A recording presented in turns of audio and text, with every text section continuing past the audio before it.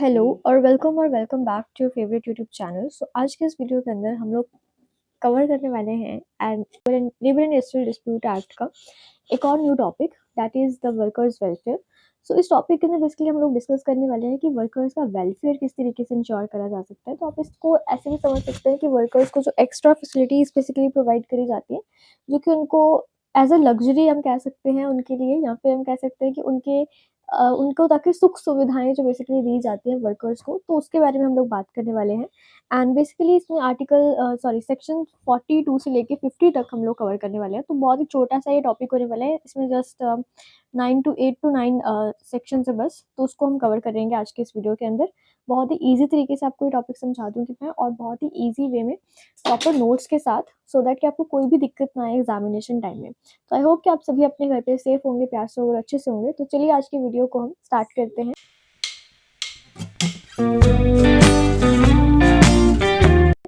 So beginning with the introduction of this topic, तो जैसे कि मैं आपको पहले बता चुकी हूँ कि वर्कर्स वेलफेयर बेसिकली क्या होता है, उसको अपनी लैंग्वेज में आप लिख सकते हैं। तो सेक्शन 42 से हम स्टार्ट करते हैं। सेक्शन 42 जो है वो बात करते हैं वॉशिंग फैसिलिटीज़ के बारे में। तो वॉशिंग फैसिलिटीज़ बेसिकली होती क्या है? वॉशिंग फैसिलिटीज़ का मतलब होता है कि जहाँ पर भी वर्कर्स जो है अपने कपड़े वगैरह धो सकें, तो ऐसा स्पेस उनको प्रोवाइड होना चाहिए। अगर मान लो कि वहाँ पे कोई ऐसा सिस्टम है कि जहाँ पे उनके कपड़े गीले होते हैं, अगर मान लो मैन्युफैक्चरिंग प्रोसेस के टाइम पे या फिर कोई भी अगर वो काम कर रहे हैं, तो उसमें उनके कपड़े गीले हो सकते हैं।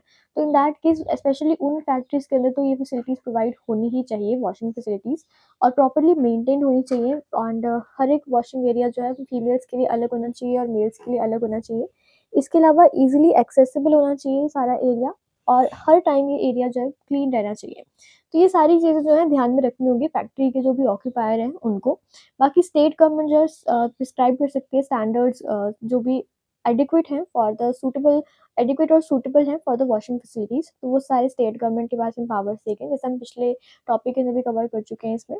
जब हमने कहा था वर्कर्स हेल्थ के बारे में, तो उसमें मैंने आपको बताया था कि स्टेट गवर्नमेंट को ही ज़्यादा पावर्स दिए जाते हैं, क्योंकि यहाँ पे स्टेट गवर्नमेंट का ही काम होता है, उसको पता होता है कि अपने उसके लोकेलिटी के अंदर क्या-क्या फैक्ट्रीज़ हैं, क्या इसकी कंडीशंस हैं और किस हिसाब से उनके स्टैंडर्ड्स होने चाहिए। तो वो सारी जो अथॉरिटी है वो स्टेट गवर्नमेंट को ही दी गई है यहाँ पे।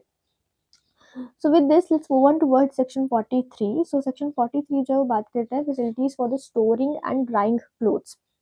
अब देखो, वॉश कर लिए क्लोथ्स, तो क्लोथ्स जो है रखने की भी जगह होनी चाहिए, उनको ड्राई करने की भी जगह होनी चाहिए। तो स्पेशली ऐसी फैक्ट्रीज जहाँ पर कि वर्कर्स को अपने कपड़े चेंज करने पड़ते हैं, कि जहाँ पर उनको वर्किंग मैन्युफैक्चरिंग प्रोसेस में जहाँ पर वो इन्वॉल्व है, वहाँ पर उनके पर्टिकुलर यूनिफॉर्म लगी हुई है, या फिर अलग से उनको वहाँ पे गंदे हो सकते हैं कपड़े उनके, तो वो घर से लेकर आते हैं या फिर वहीं से उनको प्रोवाइड करी जाती है। तो जो भी फैसिलिटी है उनको प्रॉपर स्टोरेज वहाँ पे मिलनी चाहिए, स्टोरेज स्पेस वहाँ पे होना चाहिए प्रॉपर, जहाँ पे वो अपने कपड़े रख सके जो कि उनको वर्किंग आवर्स में नहीं पहनने हैं। फिर इसके अलावा अगर उनके कपड़े जो हैं वेट हो जाते हैं ड्यूरिंग द मैन्युफैक्चरिंग प्रोसेस या काम करते टाइम, तो इन दैट केस वहाँ पे ड्राइंग की भी फैसिलिटीज़ उनको प्रोवाइड होनी चाहिए, कि जिससे कि वो अपने कपड़े वगैरह सुखा सकें। तो ये सारी चीज़ें बेसिकली क्या क्या चीज़ इंश्योर करते हैं, ये कंफर्ट, हाइजीन और हेल्थ इंश्योर करते हैं वर्कर्स के लिए, कि जो कि उनको फैसिलिटीज़ यहाँ पे प्रोवाइड करी गई है उनका वेलफेयर इंश्योर करने के लिए, ताकि किसी भी तरीके की दिक्कत ना आए वर्कर्स को, क्योंकि वर्कर्स जो है उन्हीं से ही एक फैक्ट्री चलती है। और वो दोनों ही इवेंचुअली देखो, वर्कर्स और एम्प्लॉयर्स भी, और एम्प्लॉयर का बेसिकली यहाँ पे काम है कि वो वर्कर्स का प्रॉपर ध्यान रखे, उनको अच्छी फैसिलिटीज़ प्रोवाइड करे, क्योंकि अगर उनको अच्छी फैसिलिटीज़ प्रोवाइड करी जाएंगी तो उनकी एफिशिएंसी वर्क करने की और प्रोडक्शन भी अच्छा होगा। तो इस वजह से ये सारी फैसिलिटीज़ जो है वर्कर्स को प्रोवाइड करनी चाहिए। Now let's move on towards section 43 that talks about the facilities for sitting. तो सिटिंग फैसिलिटीज़ जो है वो भी सारी प्रोवाइडेड होनी चाहिए। तो बेसिकली सिटिंग फैसिलिटीज़ का मतलब क्या है, कि वहाँ पे बैठने की जगह होनी चाहिए। अगर मान लो कि उनका वर्कर्स का काम ऐसा है कि वो ज़्यादा टाइम उनको खड़े ही रहकर काम करना है, मैन्युफैक्चरिंग प्रोसेस ही ऐसा है कि जहाँ पे उनको खड़े रहकर ही सारा काम करना है, तो इन दैट केस वहाँ पे उनके लिए रेस्ट इंटरवल्स के टाइम पे या थोड़ा बहुत बीच में अगर उनको ब्रेक लेना है, तो प्रॉपर उनके लिए सिटिंग फैसिलिटीज़ वहाँ पे अवेलेबल होनी चाहिए, जहाँ पे वो बैठ के थोड़ा सा रेस्ट ले सकें अपने आप को। और अगर उनको लगता है कि वहाँ पे चीफ इंस्पेक्टर को लगता है कि यहाँ पे वर्कर्स बैठकर अच्छी तरीके से काम कर सकते हैं, तो इन दैट केस वहाँ पे प्रॉपर बैठने की जगह प्रोवाइडेड होनी चाहिए, कि जिससे कि वो एक ऐसा वर्क स्पेस क्रिएट कर सके जहाँ पर कि वो प्रैक्टिकली अगर प्रैक्टिकेबल अगर वहाँ पे सिटिंग अरेंजमेंट प्रोवाइड कर दी जाए, तो दैट विल बी सफिशिएंट, मतलब बहुत अच्छा होगा वो फिर। और वो कैसे इंश्योर करा जा सकता है, तो चीफ इंस्पेक्टर एक रिटन ऑर्डर निकाल सकता है ऑक्यूपायर को, जो कि इंश्योर करेगा कि एक प्रॉपर सीटिंग अरेंजमेंट वहाँ पे प्रोवाइड करा जाए। स्पेसिफाइड डेट से पहले-पहले। इसके अलावा स्टेट गवर्नमेंट को यहाँ पे पावर दिया गया है कि वो ऑफिशियल गैज़ेट नोटिफ़िकेशन के थ्रू एग्ज़ेम्प्ट भी कर सकता है इन सारी प्रोविजंस को। फिर कहते हैं सेक्शन 45। सो सेक्शन 45 जो है वो बात करते हैं फर्स्ट एड अप्लायंसेस की। तो फर्स्ट एड अप्लायंसेस में बेसिकली क्या है कि हर एक फैक्ट्री के अंदर जो है फैसिलिटीज़ प्रोवाइड होनी चाहिए फर्स्ट एड के रिलेटेड। प्रॉपर एक फर्स्ट एड किट्स वगैरह प्रोवाइडेड होनी चाहिए, या फिर फर्स्ट एड बॉक्सेस या फर्स्ट एड कपबोर्ड्स वगैरह जो है वो प्रोवाइडेड होने चाहिए। और ये सारे के सारे जो फैसिलिटीज़ हैं, ये इन सब का चार्ज बेसिकली उस पर्सन के पास रहना चाहिए, जो कि वहाँ पे ऑल टाइम अवेलेबल रहता है, जो कि रेगुलर वहाँ पे वर्कर है, जिसको मतलब मोस्टली वो वहाँ पे प्रेज़ेंट ही रहता है, ज़्यादातर एब्सेंट नहीं होता है जो, तो उसके पास ये सारा चार्ज रहना चाहिए।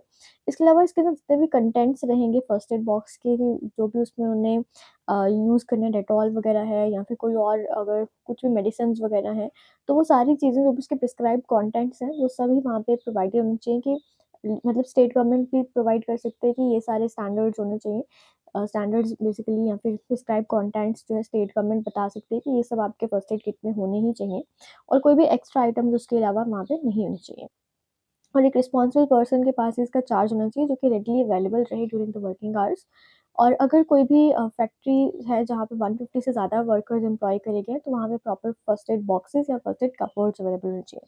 बट अगर यहाँ पे किसी भी फैक्ट्री के अंदर 500 से ज़्यादा वर्कर्स काम कर रहे हैं, तो इन दैट केस वहाँ पे प्रॉपर एम्बुलेंस रूम्स होने चाहिए, जिसमें कि एक मेडिकल और नर्सिंग स्टाफ वहाँ पे प्रॉपर प्रोवाइडेड होना चाहिए, और वो वर्किंग आवर्स के टाइम पर वहाँ पे प्रेजेंट रहे, अवेलेबल रहे, रेडीली अवेलेबल रहे, ताकि किसी भी तरीके की अगर दिक्कत होती है तो वहाँ पे वो जल्दी से उस एम्बुलेंस रूम में ले जाएँ और फर्स्ट एड उसका करा जा सके, ताकि ज़्यादा उस डिज़ीज़ को फैलने से बचाया जा सके। तो ये सारी चीज़ें जो बेसिकली इसी वजह से होती है। बेसिकली यहाँ पे अगर 150 से ज़्यादा वर्कर्स हैं तो फर्स्ट एड की फैसिलिटी होनी चाहिए, बट अगर 500 से ज़्यादा वर्कर्स हैं तो फिर एम्बुलेंस रूम्स होने चाहिए। तो देखो इतनी अच्छी-अच्छी फैसिलिटीज़ जो हैं, अच्छे-अच्छे रूल्स हमारी गवर्नमेंट ने बनाए हुए हैं। बट वही चीज़ है कि अगर नॉलेज होगी तो फिर रूल्स की, तभी आप उनको अप्लाई कर पाएँगे। Moving towards section 46 that talks about the canteens. अब देखो कैंटीन्स की फैसिलिटीज़ जो हैं वो भी प्रोवाइड होनी चाहिए। तो स्टेट गवर्नमेंट ने क्या कहा है कि वही रूल्स निकालेंगे, अगर कोई भी फैक्ट्री के अंदर 250 से ज़्यादा वर्कर्स अगर काम कर रहे हैं, तो इन दैट केस वहाँ पे प्रॉपर कैंटीन की फैसिलिटीज़ अवेलेबल होनी चाहिए, जहाँ पे कि वर्कर्स जो है अपना खाना वगैरह वहाँ से ले सकें। और इसके रिलेटेड इसको मेंटेन करना और इसको प्रोवाइड करना कैंटीन की फैसिलिटीज़ को, इसका ये काम किसका है? ये काम ऑक्यूपायर का काम है। ऑक्यूपायर बेसिकली कौन होता है? कि जहाँ जो वहाँ का अल्टीमेट चार्ज फैक्ट्री का रख रहा है, जिसके पास में जो कि डे टू डे फंक्शनिंग जो है या डे टू डे एडमिनिस्ट्रेशन जो है फैक्ट्री की, वो सारी कुछ देख रहा है, तो उसको हम ऑक्यूपायर कहते हैं। और ऑक्यूपायर का काम होता है कि वो सारी की सारी कैंटीन्स को मेंटेन करे एंड प्रॉपर फैसिलिटीज़ प्रोवाइड करे कैंटीन्स के रिलेटेड, अगर वहाँ पे 250 से ज़्यादा वर्कर्स हैं तो। इसके अलावा इसमें रूल्स बताए गए हैं कि किस डेट तक जो है कैंटीन्स प्रोवाइडेड हो जानी चाहिए, उसकी कंस्ट्रक्शन कैसी होनी चाहिए, क्या-क्या अकोमोडेशन होना चाहिए, फर्नीचर कैसा लगा हो वहाँ पे, मतलब प्रॉपर बैठने की स्पेस हो, क्या-क्या इक्विपमेंट्स हो। तो ये सारे स्टैंडर्ड्स जो हैं स्टेट गवर्नमेंट के रूल्स के अकॉर्डिंग उसको फॉलो करना चाहिए। इसके अलावा जो भी फूड स्टफ्स जो भी सर्व करे जाएँगे, उसके जो चार्जेस हैं, उसके चार्जेस क्या रहेंगे, तो वो सारी फैसिलिटीज़ बेसिकली कई बार ऐसा होता है ना कि फैक्ट्री वाले कहें कि अभी हम फैसिलिटीज़ प्रोवाइड करें तो उसके एक्स्ट्रा चार्जेस लगेंगे, या फिर एमआरपी से भी ज़्यादा प्राइसेस लेते हैं समटाइम्स। तो ऐसा नहीं होना चाहिए, तो प्रॉपर वो जो भी उसमें मतलब प्रिस्क्राइब करा गया स्टैंडर्ड्स, तो वो कौन बेसिकली बताएगा? स्टेट गवर्नमेंट यहाँ पे बताएगी। इसके अलावा एक मैनेजिंग कमेटी होनी चाहिए, जो जिसमें कि वर्कर्स की भी रिप्रेजेंटेशन होनी चाहिए, जो कि इसको सेटअप करने के लिए अपॉइंट करी जाएगी, जो कैंटीन्स बनाने के लिए एक कमेटी बनाई जाएगी, मैनेजिंग कमेटी, और उसके अंदर वर्कर्स की रिप्रेजेंटेशन भी होनी चाहिए। ऐसा नहीं है कि सिर्फ़ और सिर्फ़ वहाँ पे ऑक्यूपायर की तरफ से या फिर एम्प्लॉयर की तरफ से ही पर्सन्स वहाँ पे इन्वॉल्व करे गए हैं, तो वर्कर्स की रिप्रेजेंटेशन भी होनी चाहिए। इसके अलावा जितना भी कैंटीन एक्सपेंडिचर है, not included in the food cost to be borne by the employer. कहते हैं कि जितने भी आइटम्स हैं कैंटीन के एक्सपेंडिचर में जो भी यूज़ हो रहे हैं, तो वो फूड कॉस्ट में ही नहीं लगाने हैं, वो सारी की सारी एक्स्ट्रा कॉस्टिंग जो भी आ रही है, वो एम्प्लॉयर खुद ही बॉर्न करेगा, ना कि फूड्स कॉस्ट से अवेल करी जाएँगी।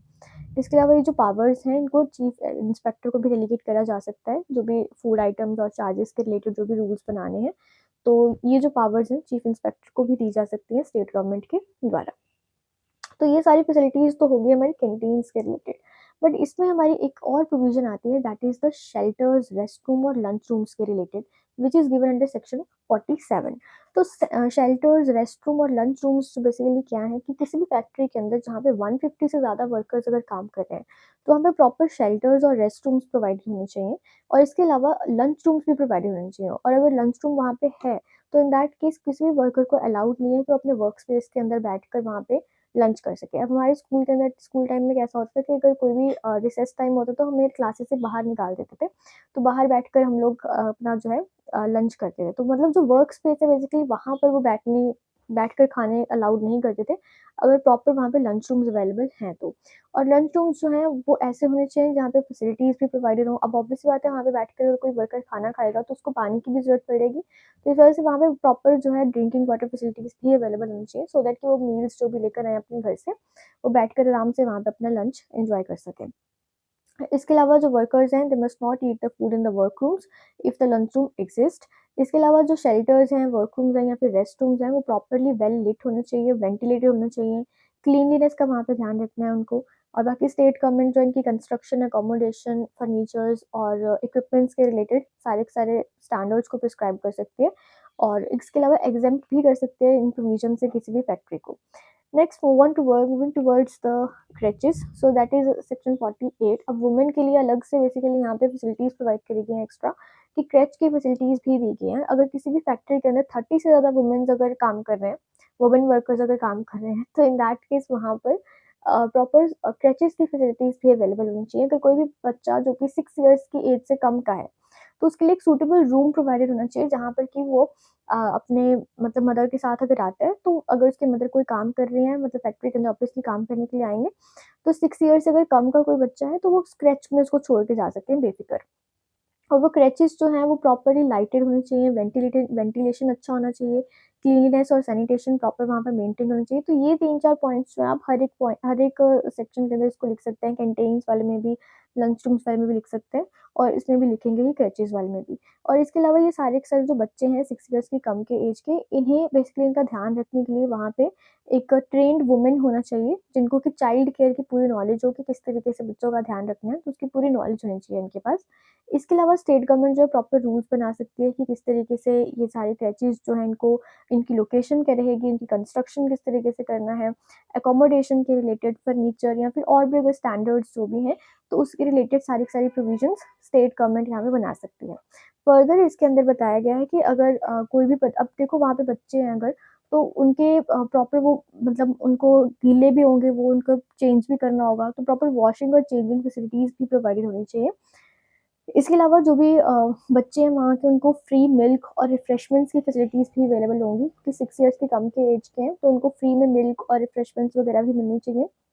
इसके अलावा ये भी फैसिलिटीज़ होनी चाहिए कि मदर्स वहाँ पर अपने बच्चों को फीड कर सकें नेसेसरी टाइम इंटरवल्स में, और ये सारी फैसिलिटीज़ जो है ये प्रोवाइडेड होनी चाहिए जहाँ पर 30 से ज़्यादा वुमेन अगर इन्वॉल्वड है किसी फैक्ट्री के अंदर तो। Further next is section 49, that is the welfare officers. तो एक वेलफेयर ऑफिसर्स वहाँ पे प्रॉपर्ली अपॉइंटेड होने चाहिए। अगर किसी भी फैक्ट्री के अंदर 500 या उससे ज़्यादा वर्कर्स अगर काम कर रहे हैं, वेलफेयर ऑफिसर वहाँ पे फिर एम्प्लॉय होना चाहिए। तो ये वेलफेयर ऑफिसर बेसिकली क्या करेगा, ये वेलफेयर ऑफिसर जो है, ये सारे के सारे जो फैक्ट्री है उसका वेलफेयर इंश्योर करेगा। और स्टेट गवर्नमेंट इसको इसके रिलेटेड रूल बना सकते हैं कि इनकी ड्यूटीज़ क्या रहेंगी, इनकी क्वालिफ़िकेशंस क्या रहेंगी, या इनकी कंडीशंस ऑफ सर्विसेज़ क्या रहेंगी, तो उसके रिलेटेड सारे रूल्स बनाए जा सकते हैं। तो ये बेसिकली वेलफेयर ऑफिसर जो है ये एक ब्रिज का काम करता है वर्कर्स और मैनेजमेंट के बीच में, कि वर्कर्स मतलब सारा इसमें क्या करना है, वेलफेयर इंश्योर करना है कि वर्कर्स और मैनेजमेंट के बीच में, ताकि किसी भी तरीके के डिस्प्यूट्स हैं या कोई भी कॉन्फ्लिक्ट्स हैं उनको कम करा जा सके। तो ये एक टाइप का ब्रिज पे काम करता है, जहाँ पे ये वर्कर्स की बात मैनेजमेंट को बताएगा और मैनेजमेंट की बात सुनकर वो वर्कर्स को समझाने की कोशिश करेगा। तो इस तरीके से ये एक लिंक क्रिएट करता है वर्कर्स और मैनेजमेंट के बीच में वेलफेयर फैसिलिटीज़ को इंश्योर करने के लिए। नेक्स्ट हम लास्ट सेक्शन इसका कवर करने वाले हैं, दैट इज़ सेक्शन 50, जो कि बात करते हैं स्टेट गवर्नमेंट के रिलेटेड, कि स्टेट गवर्नमेंट को यहाँ पे पावर्स दिए गए हैं, जो कि हम पहले ही ऑलरेडी कवर कर चुके हैं। हर एक सेक्शन के अंदर मैं आपको थोड़ा बहुत बता चुकी हूँ। तो यहाँ पे सेक्शन 50 के अंदर अलग से प्रोविजंस बताई गई हैं कि स्टेट गवर्नमेंट जो है वो रूल्स बना सकती है, जहाँ पे कुछ फैक्ट्रीज़ को एग्ज़ेम्प्ट भी कर सकती है इन सारे प्रोविजन से। और अगर वो चाहे तो उनमें कुछ फैसिलिटीज़ एक्स्ट्रा भी प्रोवाइड कर सकती है, तो that is all upon the state government. और अगर वो चाहे तो अपनी पावर्स को डेलीगेट भी कर सकती है चीफ इंस्पेक्टर्स को। तो ये सारी चीज़ें इसमें बताई गई हैं। And state government may require the worker representatives to be associated with the management of the welfare arrangements, कि वर्कर्स की जो रिप्रेजेंटेशन है, रिप्रेजेंटेटिव्स हैं जो कि वर्कर्स के, स्टेट गवर्नमेंट चाह सकती है कि वो मैनेजमेंट जो वेलफेयर मैनेजमेंट जो है उनके साथ भी एसोसिएट करे, ताकि अच्छी तरीके से वेलफेयर को इंश्योर करा जा सके। बेसिकली ये इसलिए कहा गया ताकि वर्कर्स भी ज़्यादा से ज़्यादा पार्टिसिपेट कर सकें वेलफेयर को इंश्योर करने में। तो उसके रिलेटेड ये प्रोविजंस यहाँ पे डाली गई हैं। So this is all about this topic that is the workers welfare. अब इसके रिलेटेड कुछ केस लॉज हैं, उनको हम अच्छे से पढ़ लेते हैं बहुत ही ईजी तरीके से। तो पहला इसमें केस लॉ आता है that is workman of the Bharat petroleum corporation limited versus Bharat petroleum corporation limited.